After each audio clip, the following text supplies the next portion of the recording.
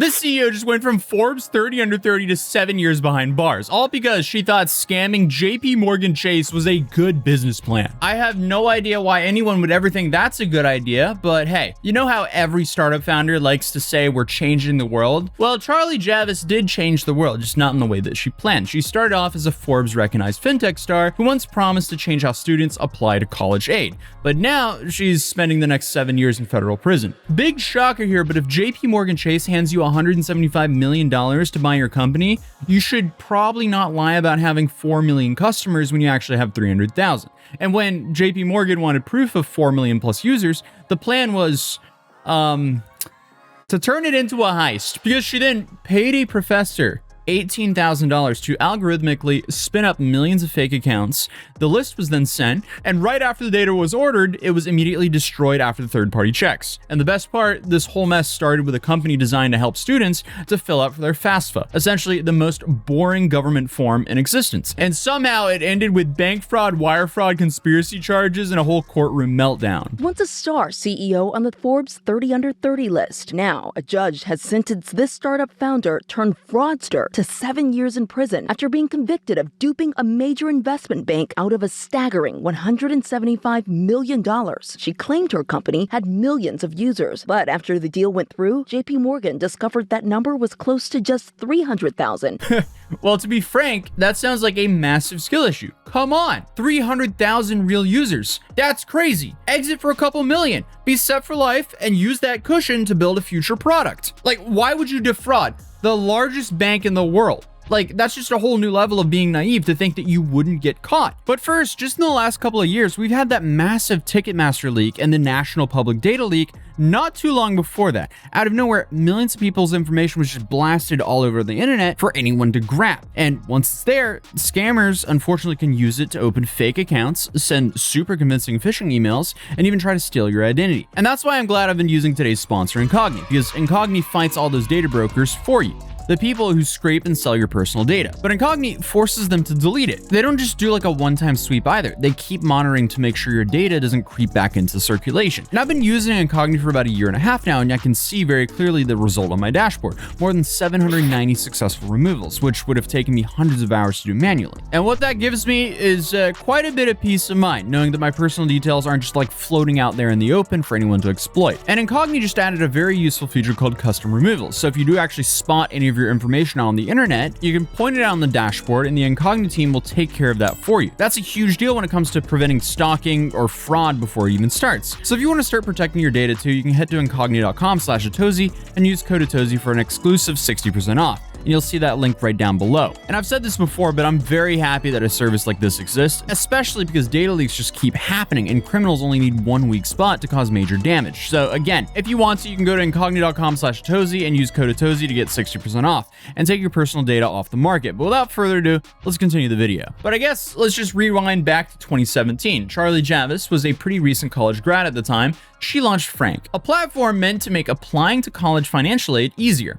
Think TurboTax, but for broke college students. It was supposed to unlock thousands of dollars in loans, grants, and scholarships with a single form, which on paper sounds like a great idea. She even told reporters there's no one too poor to file a FAFSA or too rich to file a FAFSA. And Frank would do the heavy lifting, even handling tax data automatically so students could take a picture of their tax returns and then finish the whole process in 4 minutes. So we like to say there's no one too poor to file FAFSA or too rich to file FAFSA. And so if you have a household income that's probably $250,000 or under, you should likely apply. That being said, if it is over, you still have opportunities for scholarships and grants. So it's for everyone. So take the few minutes it takes to apply and really see what you're eligible for, because that's the best starting point you can get. That interview is from 2019, and obviously it didn't age well. But what upsets me is this seems to be actually a pretty decent product, but she got greedy and wanted to spoof the numbers. And come on, if only she just followed her own advice. Dream smart is what we like to say.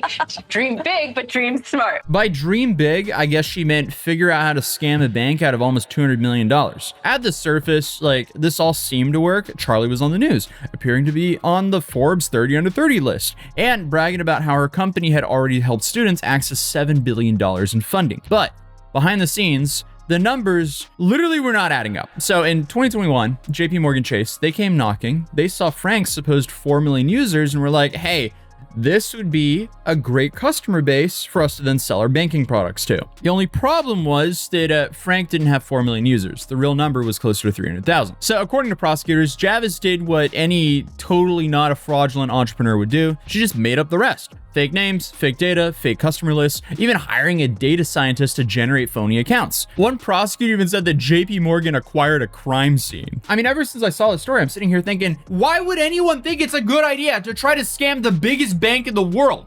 Hello? Is that not obvious? That you're going to get caught? They're also like one of those targets that will absolutely make sure that you get punished to the max extent of the law. And also, even after selling the company and having the check cleared into her account, would that anxiety not just be insane? Like, I would be sitting up every night going, is tomorrow the day I suddenly get caught? Like, hello. But she stood to pocket about $29 million from the sale, and I guess that just made lying worth it to her. 7 years in prison, though, I doubt that's worth it. So fast forward till 2023, Javis was arrested and charged with conspiracy, bank fraud, wire fraud, and securities fraud. But her lawyers tried to create this defense that JP Morgan was just dumb, which honestly, I'm kind of shocked she managed to get away with this, but I don't think that that makes a solid defense at trial. Like, they were just trying to argue that it was just like this poor 28-year-old versus 300 investment bankers from the largest bank in the world. And the JP Morgan rushed the deal because it was scared another bank would beat them to it. But the judge, Alvin K. Hellerstein, didn't buy it. He said, a fraud remains a fraud, whether you out someone who is smart or someone who's a fool. He even roasted JP Morgan a little, saying they have a lot to blame themselves for not doing proper due diligence.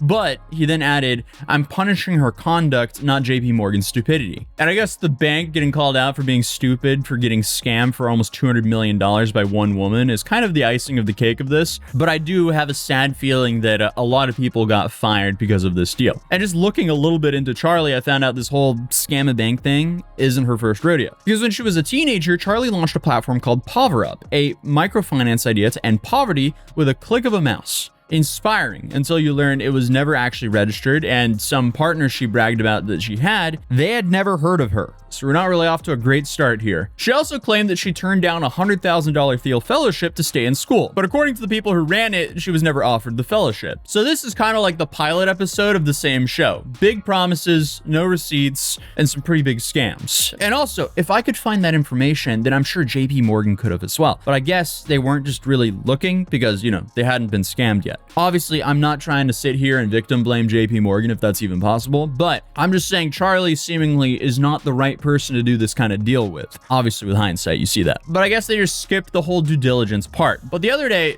Charlie Javis finally faced the music. She walked into a Manhattan federal courtroom and broke down crying, telling the judge, I feel nervous to plead before God and before you, Your Honor. At 28, I did something that goes against my grain. I let down those who trusted me. These errors, this complete collapse of character is its own sentence. And prosecutors, they wanted 12 years. Her team begged for 18 months, and the judge, I guess, just split the difference and gave her 85 months, just over 7 years. Plus, 3 years of supervised release. She also had to pay back $287.5 million in restitution and forfeit over $22 million in profits. I have no idea how she'll ever pay that back, because it's not like anyone's gonna really trust her with giving her a whole bunch of money now. So, yeah, she's put herself in quite the pickle. And it's crazy that it all just started here. We have someone here that can help us with everything that we need to know. Let us introduce you to Charlie Janfees, founder and CEO with withfrank.org, a company that helps students with the financial aid process. Thank you so much for being here with us. Yeah, that's rough. And I guess when she told students to dream big, but dream smart, she forgot the part where lying to a bank isn't exactly a smart business plan. Like, this isn't just like one woman making a few oopsies on her spreadsheet. Like, this is what happens when startup culture rewards whatever this is. I guess this is just like straight vibes. This is like vibe coding, but before vibe coding existed. Like, the whole fake it till you make it motto is cool and all, but you better not be doing it while selling your company, especially for $175 million. And prosecutors even said this is just a part of an alarming trend of founders lying about their growth and user numbers just to make themselves look like the next billion-dollar unicorn. And spoiler alert, that's not worth it if you end up in prison for years after doing so. And again, what's so frustrating about the story is Frank did technically help some students. The site was not fake, but the numbers were extremely exaggerated. The irony of this whole thing is just kind of hilarious because this is a company that's built to help manage people's money, and honestly, it just ended up imploding because its founder couldn't be honest about the money. So I guess that was just yet another fascinating story that unfolded on the internet. But hey, if you're new here, feel free to subscribe, drop a like if you enjoyed this video, and I'll see you guys in the next one. Peace.